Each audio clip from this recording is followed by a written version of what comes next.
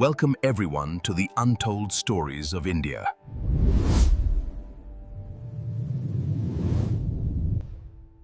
सदियों से इतिहास के अंधेरे में छुपी भारत की अनकही कहानियां। Welcome आज एक everyone ऐसे to सैन्य ऑपरेशन की गहराई में उतरते हैं जिसने इस क्षेत्र में सुरक्षा के सारे नियम ही बदल कर रख दिए। आइए परत दर परत समझते हैं ऑपरेशन सिंदूर को। तारीख थी 7 मई 2025 और वक्त रात के ठीक 1:05। जरा सोचिए, जब पाकिस्तान और पीओके में बैठे आतंकवादी गहरी नींद में थे, भारत ने एक ही वक्त पर एक साथ 9 ठिकानों पर हमला बोल दिया। ये एक ऐसा जबरदस्त वार था जिसकी उन्होंने कभी कल्पना भी नहीं की होगी। और जानते हैं इसमें सबसे हैरान करने वाली बात क्या थी? ये पूरा का पूरा ऑपरेशन 9 अलग-अलग लोकेशंस पर सिर्फ 25 मिनट में खत्म हो गया। इतनी रफ्तार और ऐसी सटीकता शायद ही पहले कभी देखी गई हो। तो सवाल यही उठता है कि आखिर भारत को इतना बड़ा और इतना जोखिम भरा कदम उठाने की जरूरत क्यों आन पड़ी? इस कार्रवाई की जड़ें एक ऐसी दर्दनाक घटना में छिपी हैं जिसने पूरे देश को अंदर तक झकझोर कर रख दिया था। इस पूरी कहानी की शुरुआत होती है पहलगाम में हुए एक आतंकी हमले से। एक ऐसा हमला जिसने इंसानियत की सारी हदें पार कर दी थीं और भारत को एक निर्णायक कार्रवाई करने पर मजबूर कर दिया। देखिए सब कुछ कितनी तेजी से हुआ। 22 अप्रैल को पहली चिंगारी भड़की थी और 7 मई आते आते पहलगांव में एक बहुत बड़ा नरसंहार हो चुका था। और भारत का जवाब वो भी उसी रात आ गया। पहलगाम में जो हुआ वो दहला देने वाला था। आतंकियों ने लोगों को एक लाइन में खड़ा किया, उनका धर्म पूछा और जो कलमा नहीं पढ़ पाए उन्हें बड़ी बेरहमी से मार डाला। ये आतंकवाद से कहीं बढ़कर था। ये नफरत पर आधारित एक नरसंहार था और इसने भारत के सब्र का बांध तोड़ दिया था। इस हमले के बाद जब प्रधानमंत्री का बयान आया तो ये साफ हो गया कि ये सिर्फ शब्द नहीं है, ये भारत की नई नीति का ऐलान था। ये बिल्कुल स्पष्ट था कि इस बार सिर्फ निंदा नहीं होगी बल्कि एक ठोस कार्रवाई होगी। पहलगाम के बाद भारत ने एक बहुत व्यापक रणनीति अपनाई। मतलब ये सिर्फ एक मिलिट्री एक्शन नहीं था, बल्कि एक सोची समझी दो-धारी तलवार जैसी प्लानिंग थी जिसमें कूटनीति और सैन्य शक्ति दोनों का इस्तेमाल होना था। इस रणनीति के 2 हिस्से थे।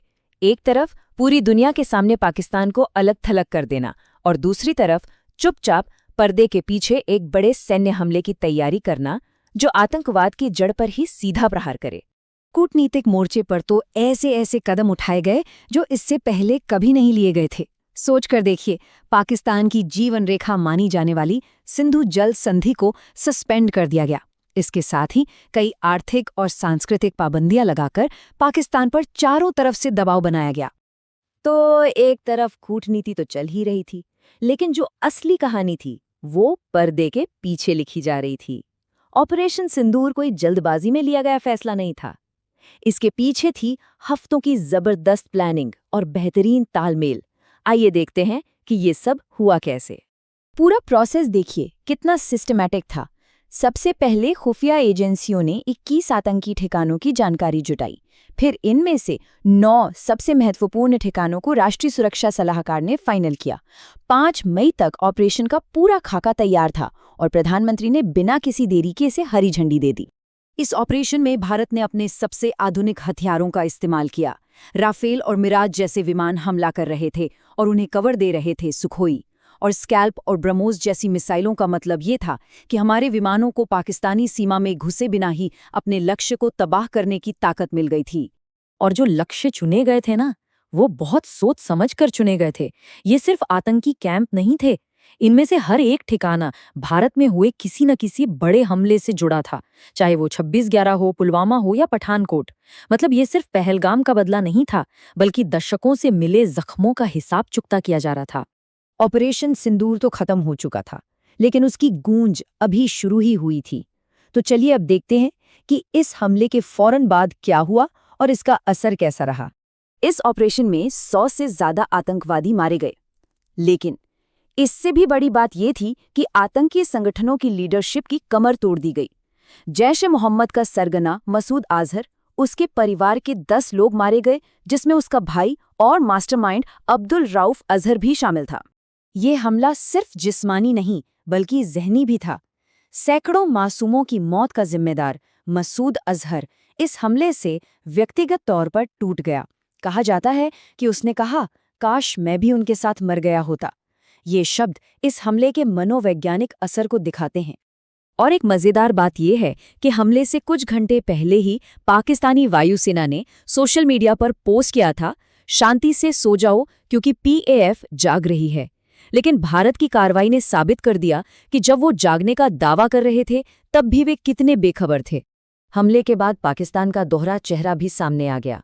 एक तरफ उनके रक्षा मंत्री शांति की बात कर रहे थे और दूसरी तरफ उनकी सेना LOC पर आम नागरिकों पर गोले बरसा रही थी, जिसमें 12 बेगुनाह लोग मारे गए। पाकिस्तान ने जवाबी कार्रवाई की कोशिश जरूर की। उन्होंने भारत के 15 शहरों पर ड्रोन और मिसाइलों की बौछार कर दी, लेकिन भारत इसके लिए पूरी तरह तैयार था। देश के मजबूत एयर डिफेंस सिस्टम ने हर हमले को हवा में ही नाकाम कर दिया और जवाबी कार्रवाई में भारत ने पाकिस्तान के 11 एयरबेस को निशाना बनाया, जिससे उन्हें भारी नुकसान हुआ।